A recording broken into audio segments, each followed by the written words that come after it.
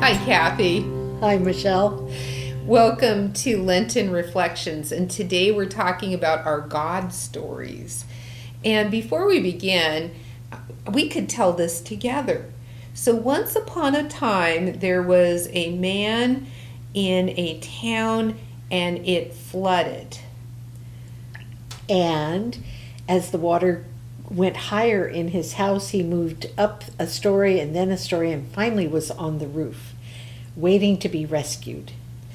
And then a rowboat came by and they said, "Jump in, we'll save you." And he said, "No, I'm waiting for a sign from God. God will save me." And then a helicopter came by and was looking for people who needed to be rescued. And he said, "No, I'm waiting for a sign from God. I've prayed about this and God is going to take care of me." And then the water started to get higher, and as it was up to his waist, then a speedboat came rushing toward him, and they slowed down so as to not knock him over in the wake. And they said, "We'll help you, we'll save you." And he said, No, I have prayed. God is sending a sign. God will save me." And then you tell it. And then he drowned. Oh. And as he's standing in line and he's looking around, he finally gets up to St. Peter and he said, "St. Peter, I was waiting for God to save me." And St. Peter said, "We sent you a rowboat, a helicopter, and a speedboat." I love that. I always have him talking to God while he's still alive, and God is, "So God, why haven't you saved me?" "Well, I sent you." I mean, it can I go like to keep him on the roof. I know, because we hope that the guy will take the sign, but in this case, and I think sometimes that can happen, maybe not literally, that we drown and we're asking God, "Why didn't you save me?" But the topic today are God stories. This joke reminds us that God speaks to us in so many different ways, even in ways that we're looking for the big signs, but we're not looking for other ways that Spirit is speaking to us. Maybe we're not paying attention, or maybe we just imagine that God can only speak to us in certain ways. And so even when maybe our intuitive nature says, "Ooh, that feels like it should be a sign," but no, it can't be. Our head comes in and says, "No, it can't be." And I like in that story that God comes in the form of community. Mm-hmm. That we take care of one another and that we love one another, and so that's one of the ways that God is very present to us, is in the community, and sometimes we can just dismiss that. Exactly. Yeah. Well, I want to ask you if you would share one of your stories of encounter with God, because I know it's many years long, right? Because it's not just a one and not done. one story, right? I'm trying to think of one that something that kind of is encapsulated instead of just a constant sense. I had a friend one time who was very, very sick, and we weren't sure whether she was going to make it or not. And this was before I was clergy. I was a friend, and we had been in a group together, in a Bible study together. And as I was driving along, I just felt it was more than a nudge. It felt like a voice, but really not a voice. That I had to see her, and I had to see her now. Mm-hmm. And so I made time in my day. I carved out some time and went to be with her, and she passed away the next day. Mm. And I hadn't, every once in a while somebody will call me and say, "You've been on my mind. Is everything okay with you?"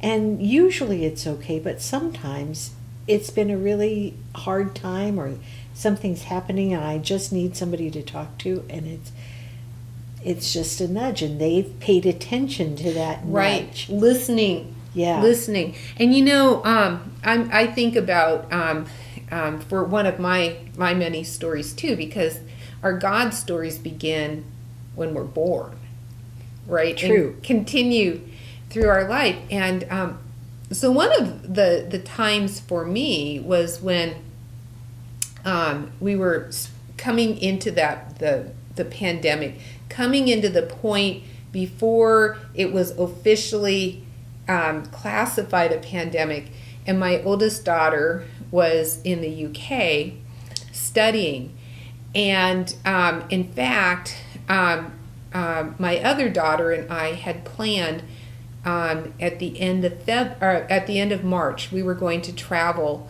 to the UK to spend Katie's birthday with her, since she couldn't come home, and we were going to do a little traveling with her too. And as we drew closer to the pandemic, and I was just watching and listening, and I just had a feeling that we weren't going to be able to go. And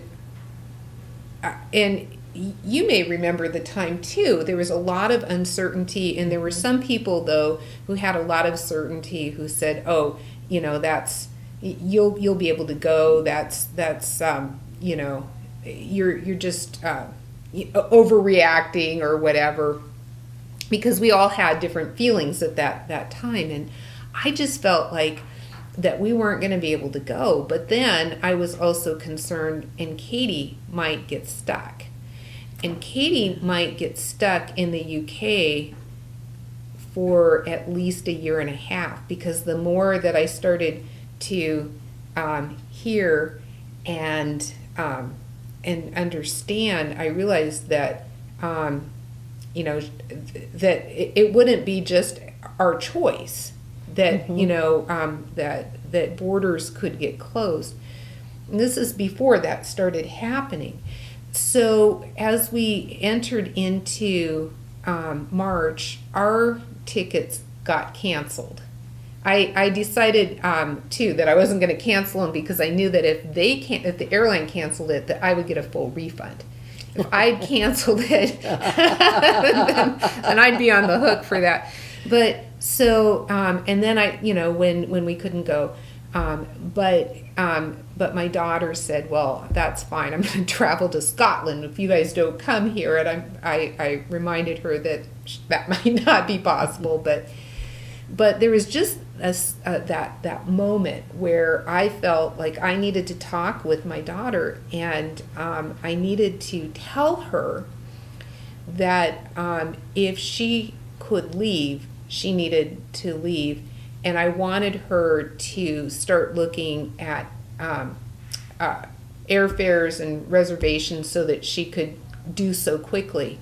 And I think it was the next day that she contacted me and said that that the first day that the school was closed in person, but she was going to stay because she needed to do lab work, and the labs weren't closed. And the next day the labs were closed, and then the next day the vice provost said, "If you're an international student and you can leave, you need to leave."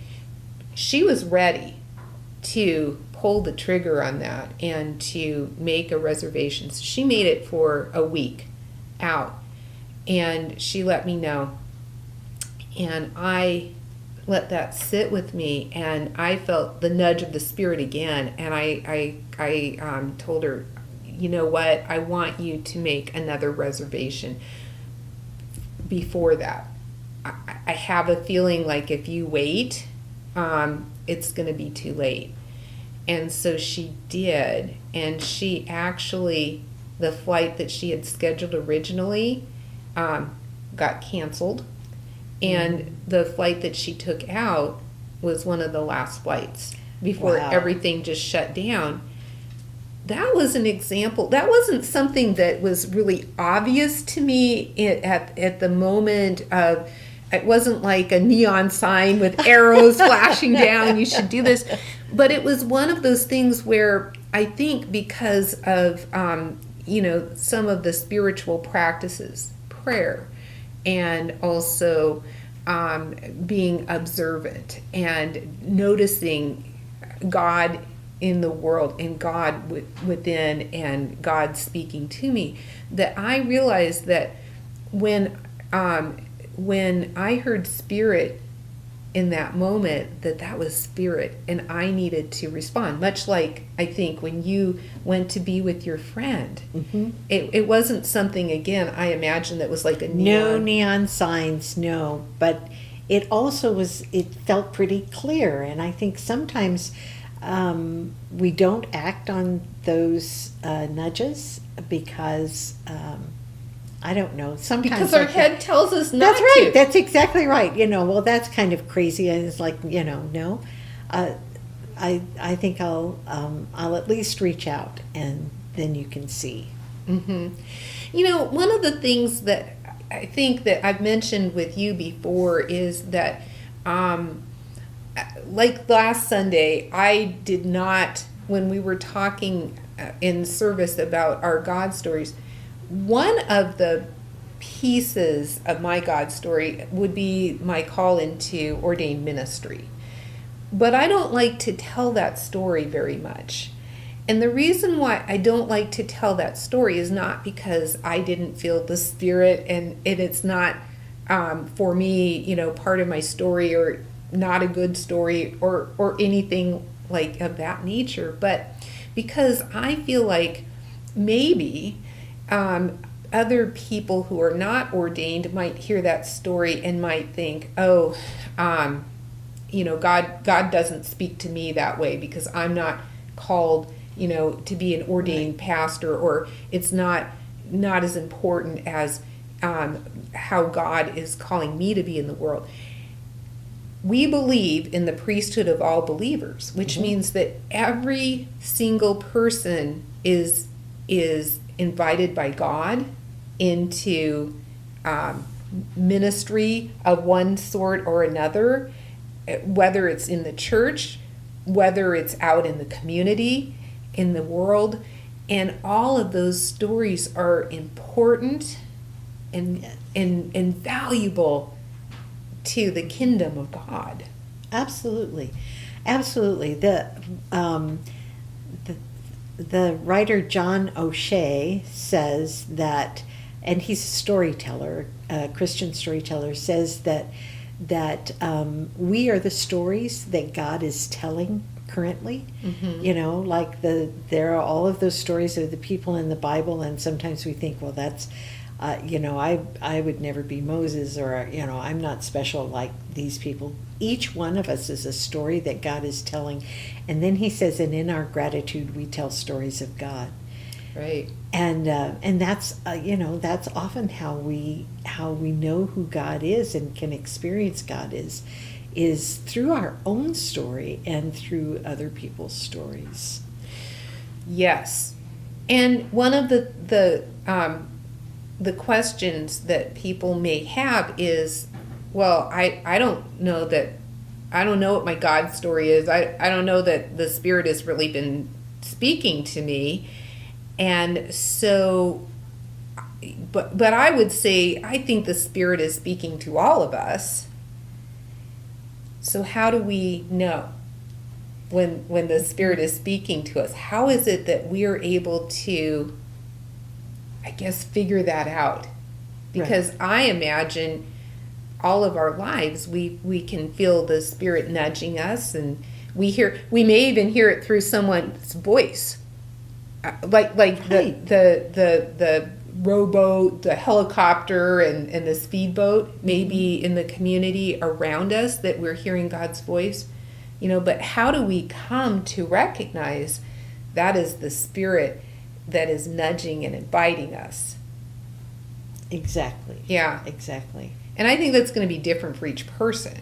It is. And I just another little story. When I am a perfectionist, and so whenever I do something wrong, I say something about myself. Well, Kathy, that was a very stupid thing to do, or very, Kathy, what on earth were you thinking, and that kind of thing. I would never talk that way to you. I would never in a million years talk that way to you. I would never say, Michelle, that was a really stupid thing to do, right? But I did that to myself all of the time. And one of my friends at another church, this is before I went into ministry again, said, I wish you wouldn't do that. You'd never talk to anybody else that way. I wish that you would be as kind to yourself as you are to others. And that just blew me away. An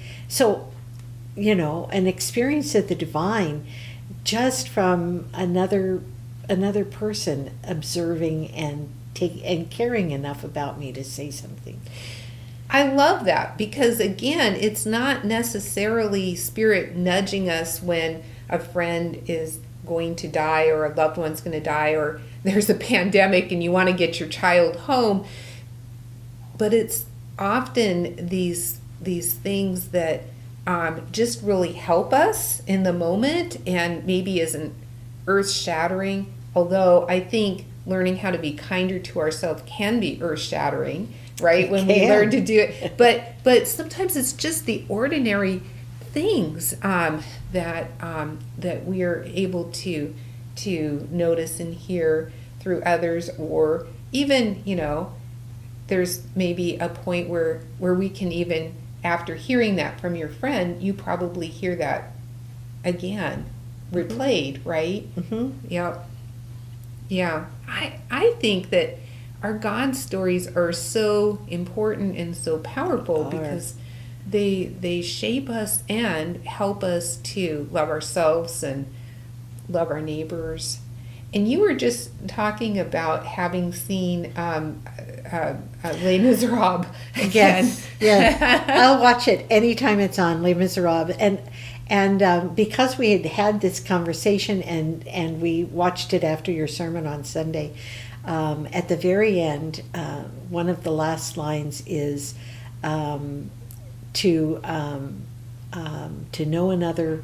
No, now I said it to you before, and now I'm having trouble. To love another. To love another person is to see the face of God. Yes, that line always gets me. Yes. Yeah. Yes. And I think that's right. But my experience of the divine is in being with you and with other people that I care about. It's also the person at the grocery store. And so I'll tell you, can I tell the Steve story? Yes. My husband, Steve, whenever we talk about where do you go to be with God, and people will say, I love going for a long walk. I like to go to the beach. And Steve always says, I like to go to the grocery store. And I, for the longest time, I thought that was just wacky, except that he says, I love to see the faces of the people. Isn't that amazing? I love that. And I have to say that when you first shared that with me, I was thinking that's the last place That's the last place I would too. But I'm not looking at people's faces. No. And so I'm missing the face of God when I'm not looking people in the eye and caring enough about them to pay attention. Right. So paying attention and listening. We didn't bring the question of the week in on the poster board because we just had one response. So we are hoping that you will share some more responses. We want to know your God story, not all of it, maybe a bit of it, or how you experience God. I love going to the grocery store as an example, and maybe if you share something like that, we may have some curiosities, like how is that so? Particularly for some of us that maybe that's not where we would go, right? But some people, I don't know who, might not understand how people experience God at the beach or in the mountains, because we're all different and we all experience God and hear God differently. And I know for some people that they might be hoping that we're going to have concrete things that we're going to say about how it is that we experience God, but we don't. Alas, we don't. At least I don't. Do you? No, and I don't acknowledge that that even are paying attention. But when we pay attention to what's around us, it's easier to experience God's presence. Yeah. So I guess our question today, and we would love to have conversation with you, is share a part of your God story, and also, how do you experience God in your life? Because that's going to be different for each one of us. And let's keep this conversation moving forward. I'm wondering, would you lead us in a prayer? Sure. God of love and abundant surprises, help us to keep our eyes and our ears open, to notice you in nature around us and in the faces of the people that we encounter, to know that when we love someone, we have seen you and that we have experienced all of your grace and your love and your joy in that experience of love. To understand that we are seeing you in the only ways that we can. So today we ask for grace to be open and for the courage to share the stories that we have of you, so that we might encourage one another and that we might see you in more places, in the silence, in prayers, in Bible study, everywhere that you are, and especially in the faces of those that we love. We give you thanks for the stories of Jesus, your love enfleshed, so that we might know you better. Then we thank you for all of this in his name. Amen. Amen. We will see you next week. Bye-bye. Bye.